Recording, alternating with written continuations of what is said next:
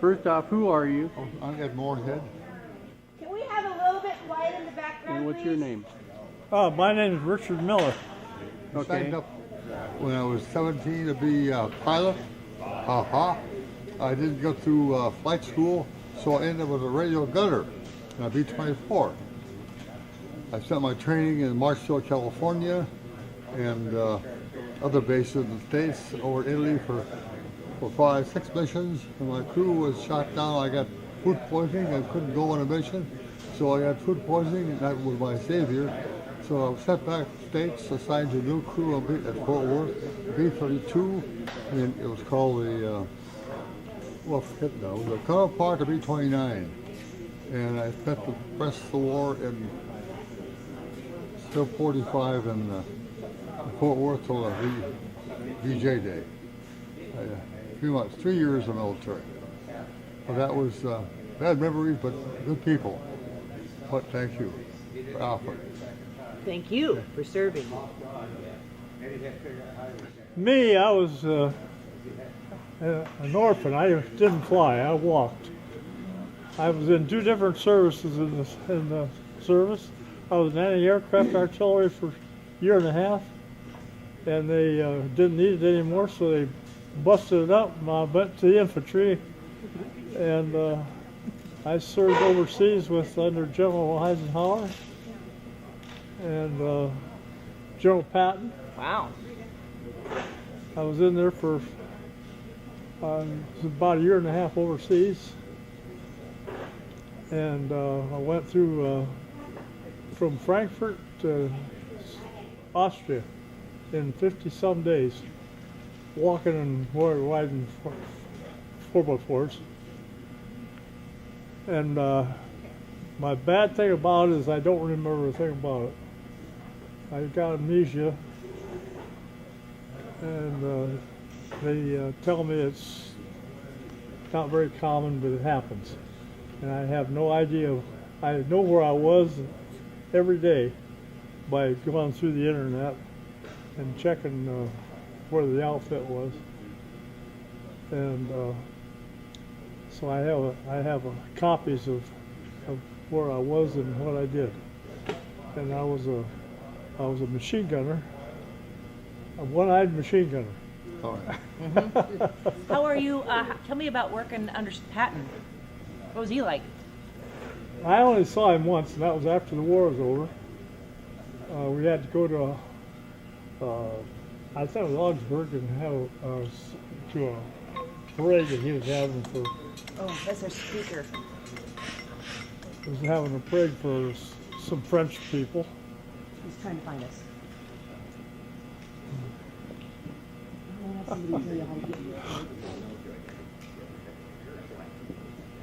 Okay, I'm sorry.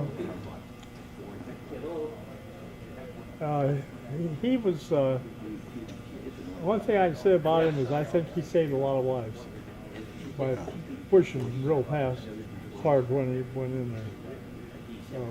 He never wanted to stop. The only thing that stopped him was fuel for his tanks. Oh, really? Yeah. So Patton never gave up. No. That's why he was a great general. Yeah. Mm-hmm. Wow. If they'd have left him alone, he'd been left sooner. Montgomery was a British general, and they were fighting constantly because he wanted to get to Berlin first. And anyway. Who was the other guy you served under? Wyman, General Wyman. General Wyman. What was he like? I never saw him personally, but he was on D-Day, and they took him back and took him to this new division.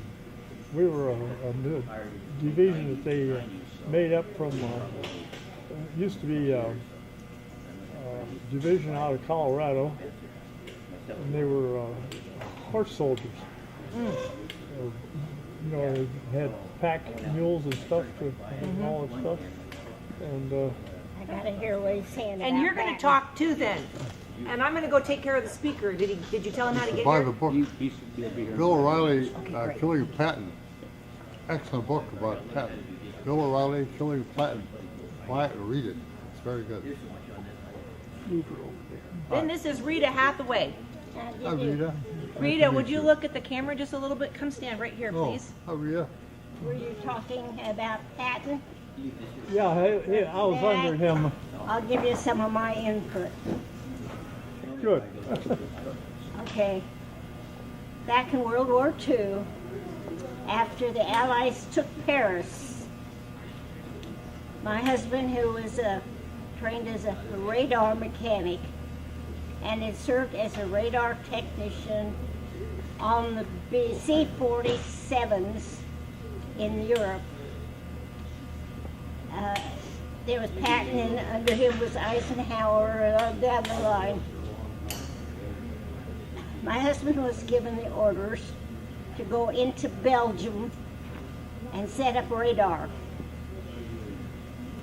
And sent a buddy with him with a gun. Okay? So, they sneaked through the German lines in the Argonne Forest, the northern part of France, into Belgium. Jim did what he needed to do and set up radar. They sneaked back through the German lines, and they got back to base. Jim turned to his buddy and said, "I am so glad we made it back." And the buddy said, "You don't know how glad I am we made it back, because my orders were to shoot you rather than let you be captured by the Germans." Okay, since then, I mean, all of these years I have resented the fact that Patton gave those orders to the guy that went into Belgium with him.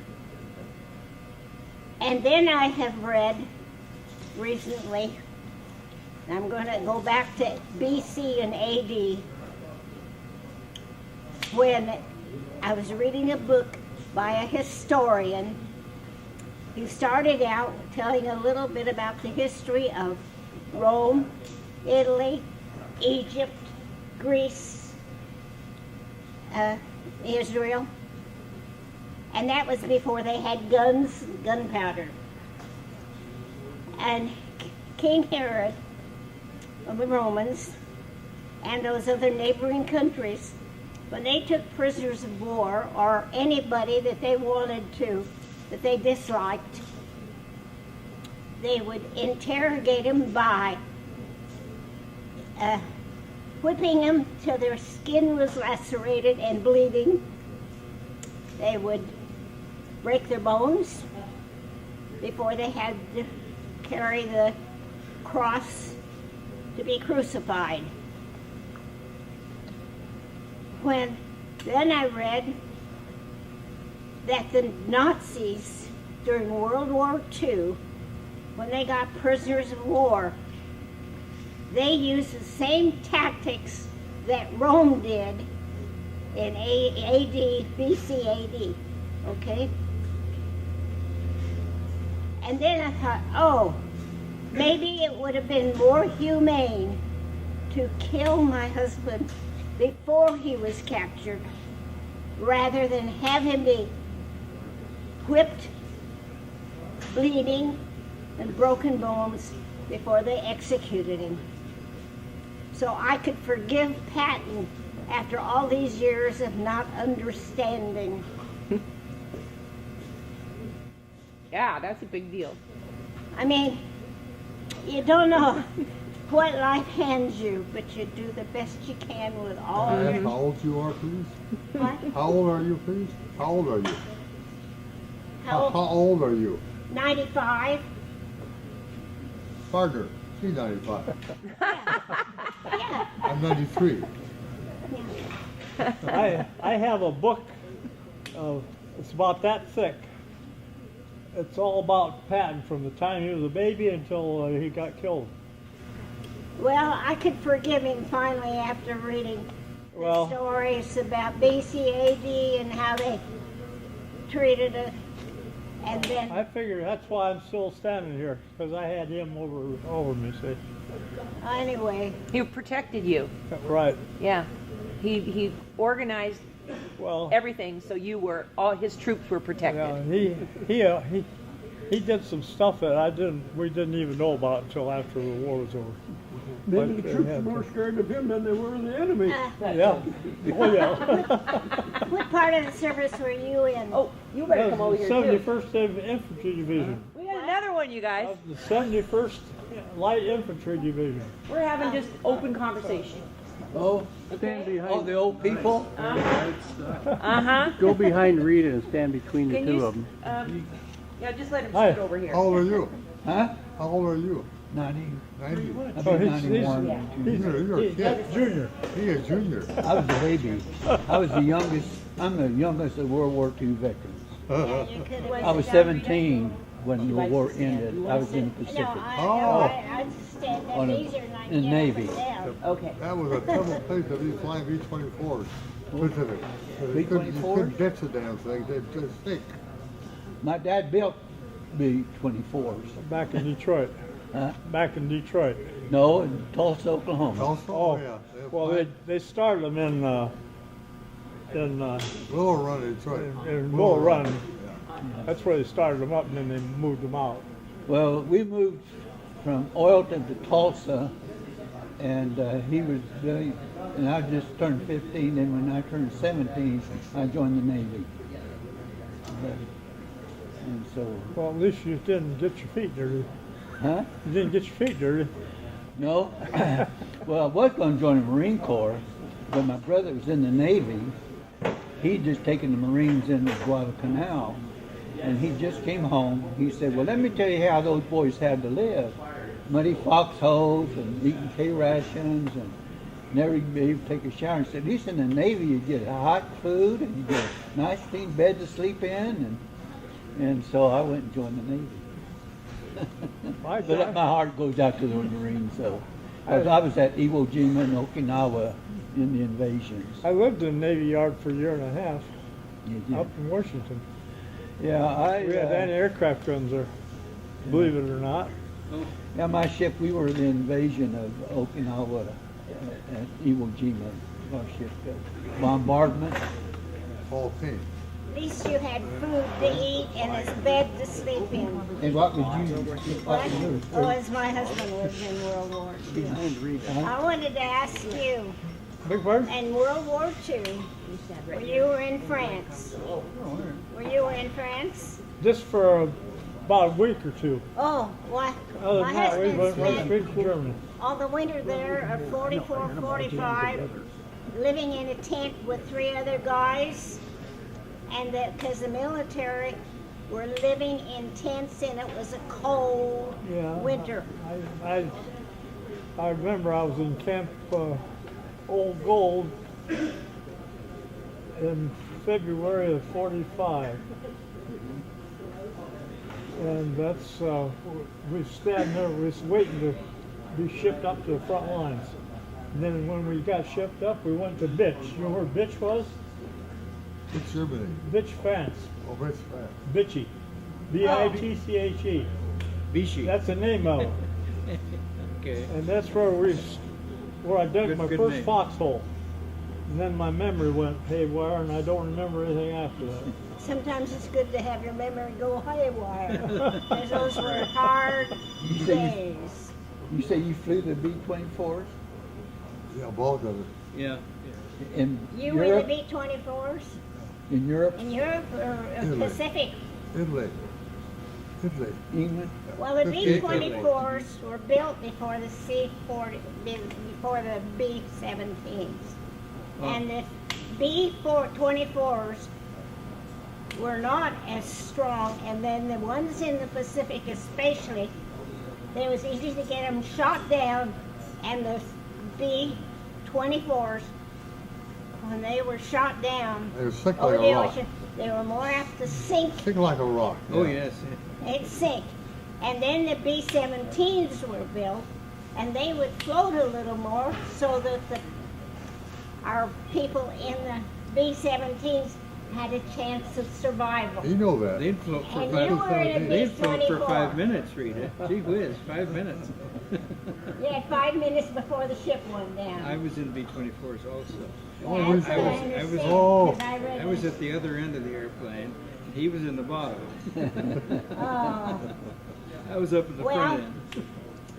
And then the B-17s Uh-huh. were the forerunners of the B-29. Oh, yes. And because then Doolittle had figured out how to get the C-17s in the air in 500 feet. Oh, be the for the B-17. carrier takeoff. B-25. B-25. For takeoff. B-25s. B-25. B-25s. The B-25. Twin engine B-25s. Oh, they get them take off, and then that's when our government started building the B-29s, and the first B-29 was built in 1943. That's right. Yes. Boy. Yeah, and it was the B-29s that dropped the bomb on Japan. By that time, I was working at Boeing's in Seattle, riveting and rivet bucking on the left wing of the B-29 Left wing. in 1945. Tougher, God. I saw that bomb last summer.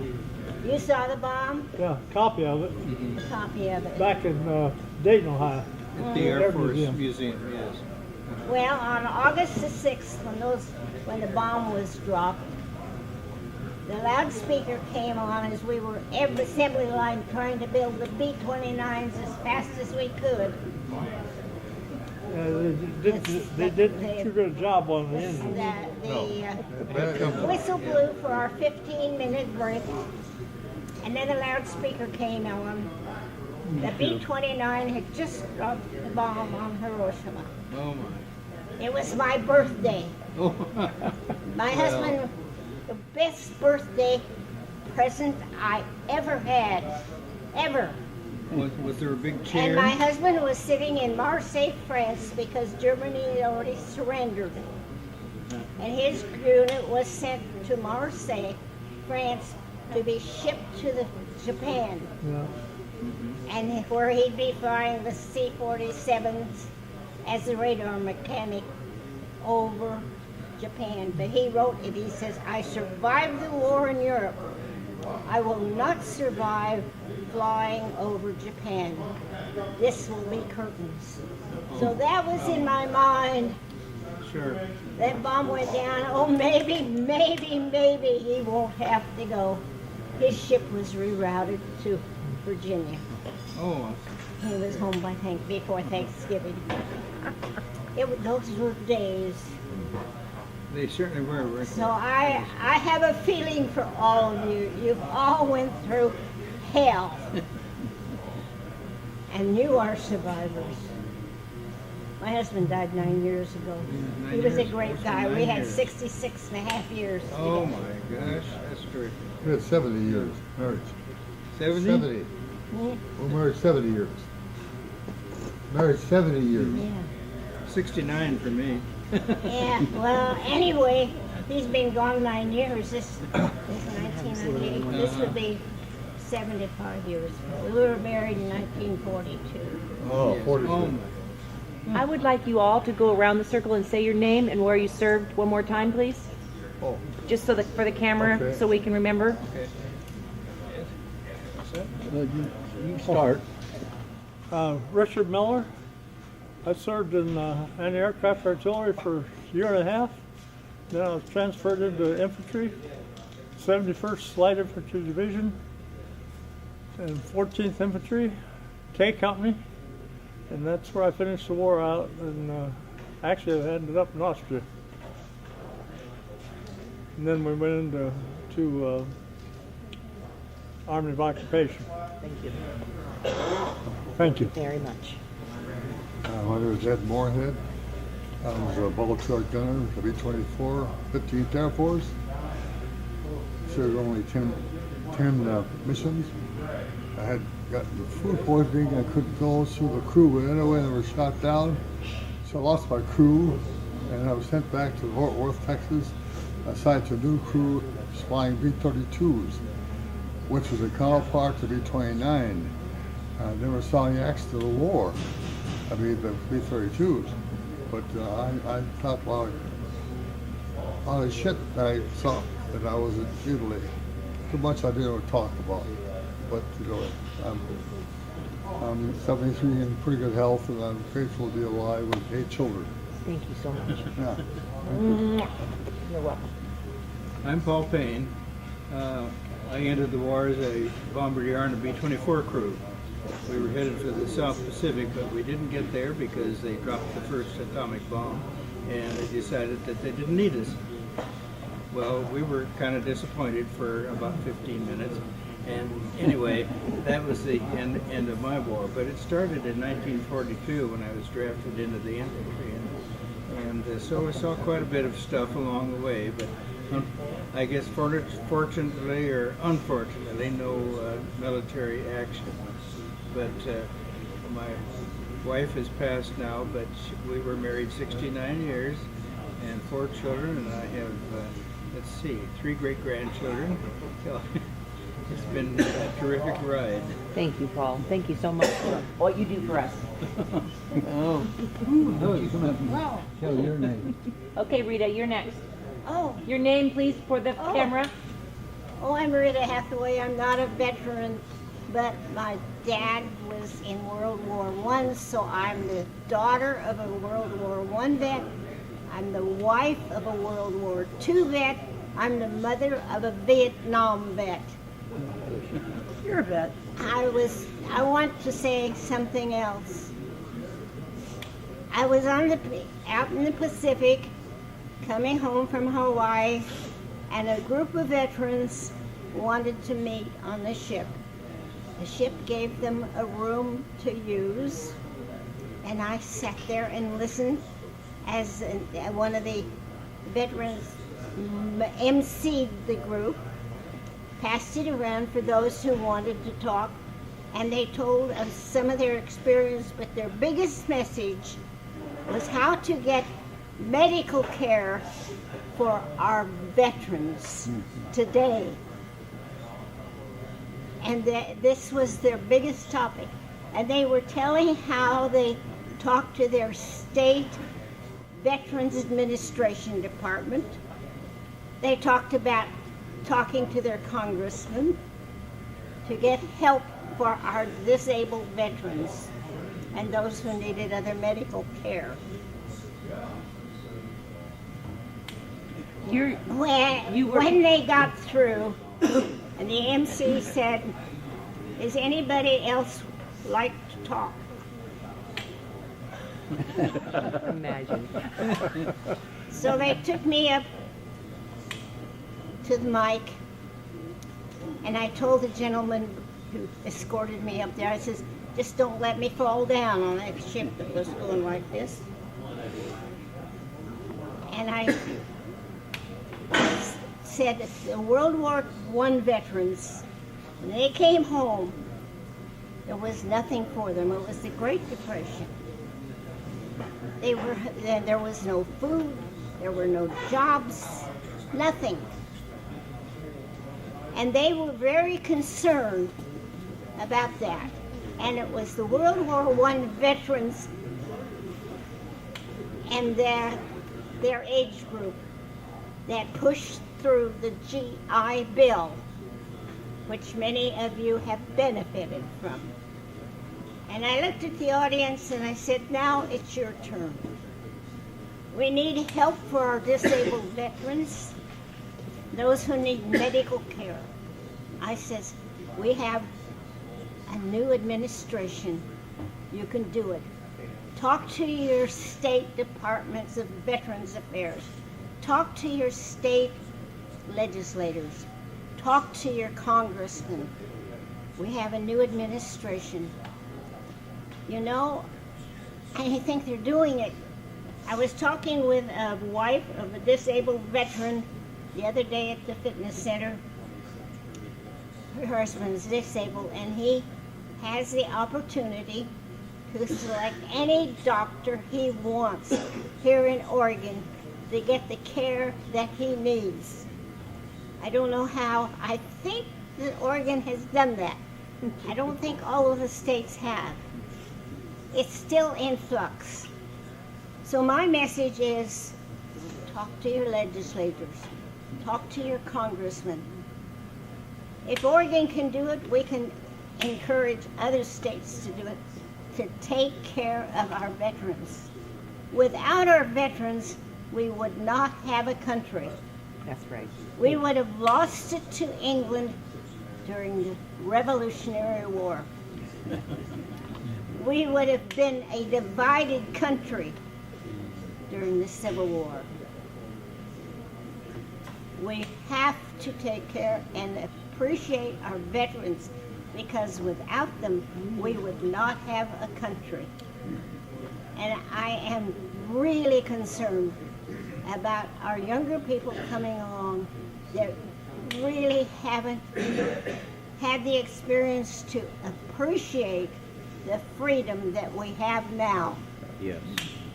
Thank you, Rita. And Thank you, Rita. Rita was Rosie the Riveter. We just want everybody to know that. Okay. Okay, my One more. name's Earl Kersey. I'm the foreigner, I guess, among these. I'm Navy. I served in the Navy. I was aboard USS Birmingham during Iwo Jima and Okinawa invasion. And so I glad to be here among the Air Force. I had a son in the Air Force, so I guess I can go up on his service. So I appreciate being with you guys. God bless you all. Thank you, everybody. Thank you so much. Okay, we're going to resume Coffee Club now. So I saved your coffee right over here.